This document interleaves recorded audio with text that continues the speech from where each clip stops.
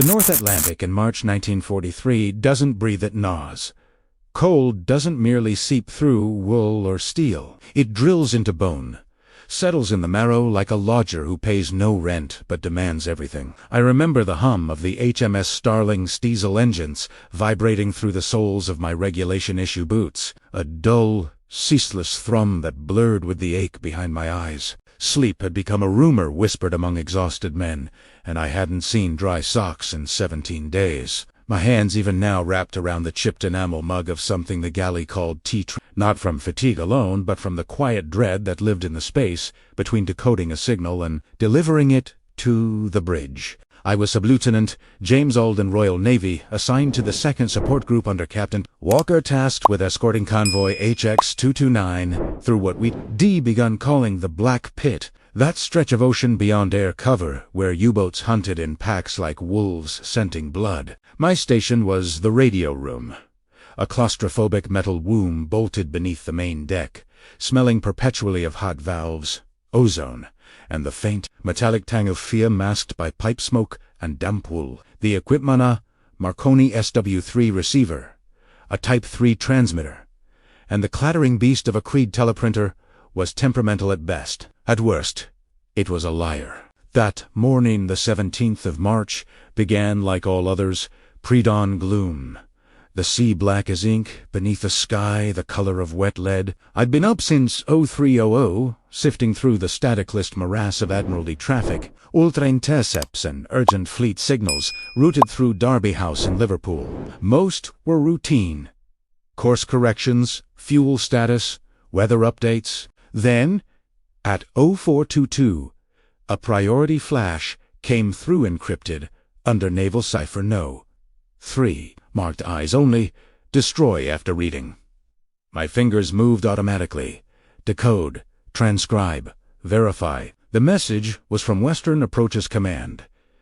U-boat concentrations detected southwest of 52N, 35W. Estimated strength, 5 to 7 boats. Convoy reroute ordered new coordinates to be relayed immediately to all escorts via WT on 6,485 kHz. I copied the coordinates twice, 52, 18N, 3,542W.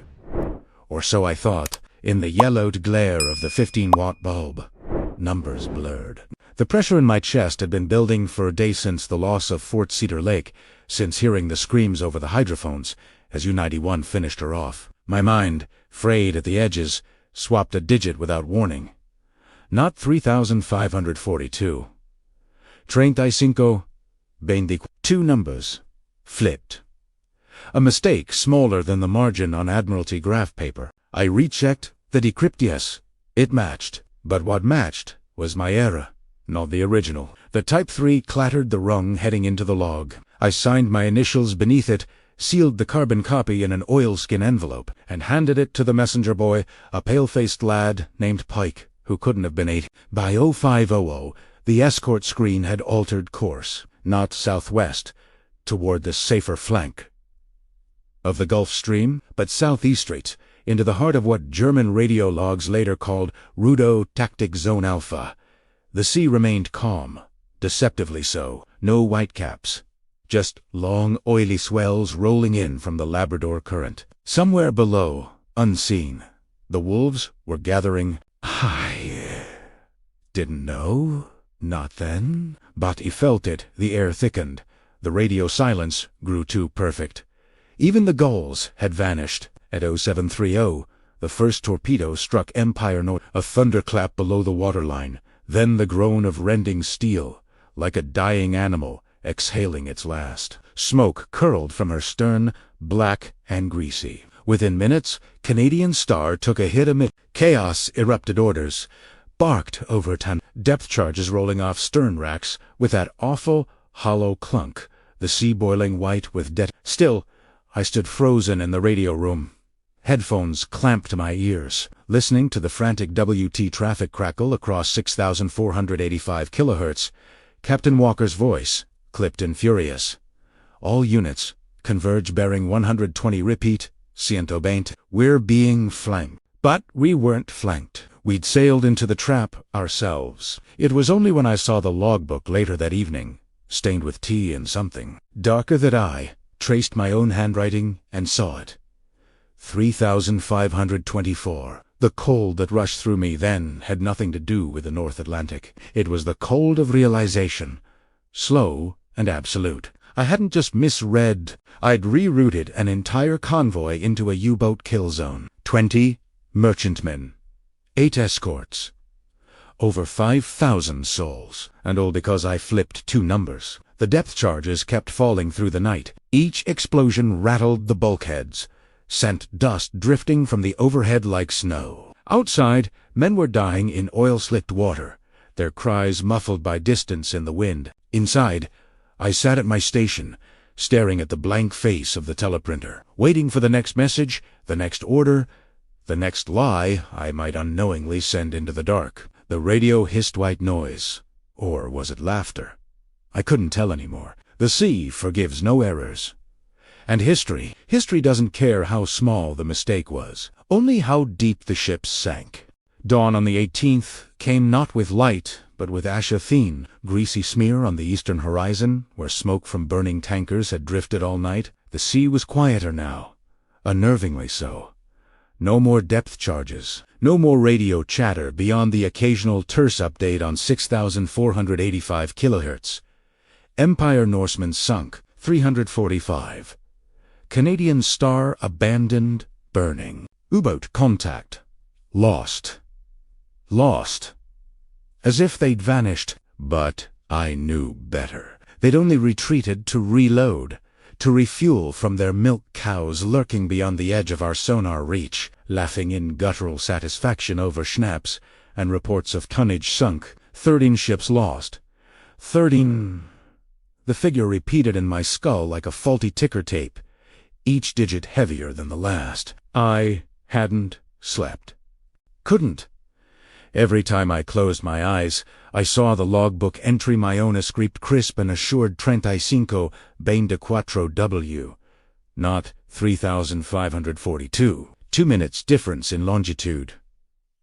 17 nautical miles, the exact width of the kill zone Dunnets, had laid out in Befehlshaber der Unterseeboot Order 114.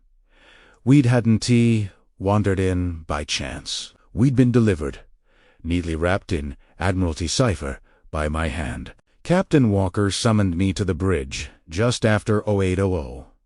Not shouted, not accused.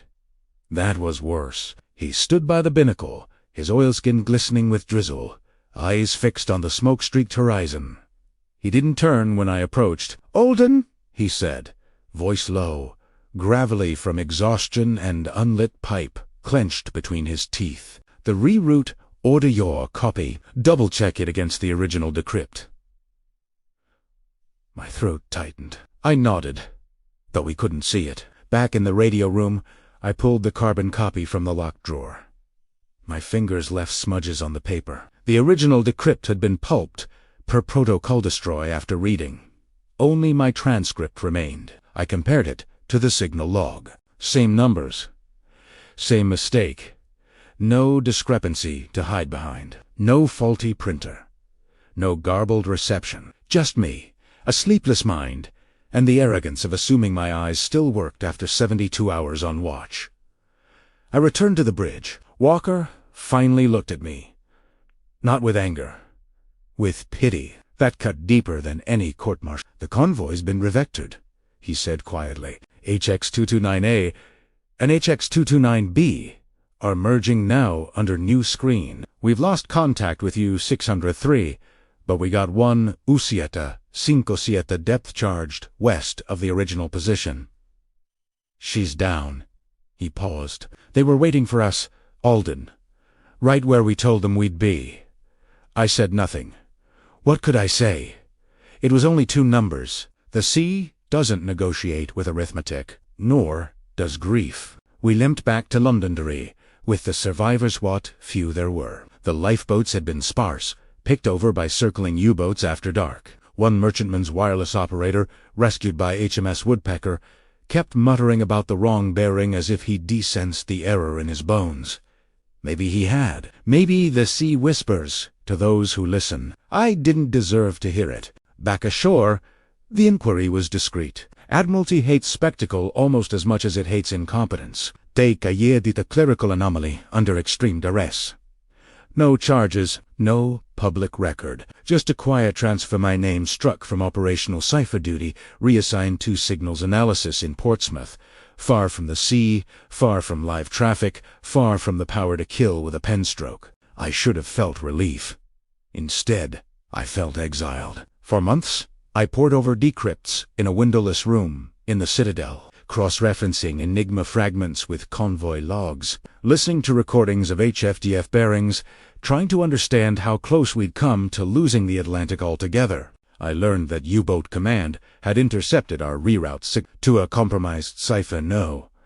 3End had positioned Rudel Hecht precisely at 3,524 W. Expecting confusion? Hesitation? They hadn't counted on obedience so absolute it would sail straight into their jaws. My era had been their miracle. Sometimes, late at night, I'd stand on the harbor wall in Portsmouth and watch the trawlers return, their nets empty or full, indifferent to empires. The smell of tar and diesel would mix with the salt, and for a moment I'd be back in the radio room, the hum of the Marconi, the clack of the Creed, the static hiss that sounded like breathing. I'd close my eyes and see the numbers again. 352, not 3542. 2 digits, reversed. A fleet sunk. Men drowned. A war nearly lost. I never told anyone, not even in confession, though I walked past St. Mary's every Sunday for years. What absolution could cover that? You don't ask forgiveness for arithmetic. You live with the sum. Years later, long after the war, I read a declassified report mentioning Convoy HX outmaneuvered the wolfpacks with new tactics, better radar, Huff-Duff triangulation. No mention of the wrong coordinates. No mention of me. History prefers clean victories. It doesn't like clerks who flip numbers and drown admirals' plans in ink. But I remember. Every time I hear a radio crackle, every time I see a map with fine lines of longitude, every time silence falls too heavily, like it's waiting for a depth charge to break it. The sea took the ships, but it left me with the numbers, and they never stop sinking.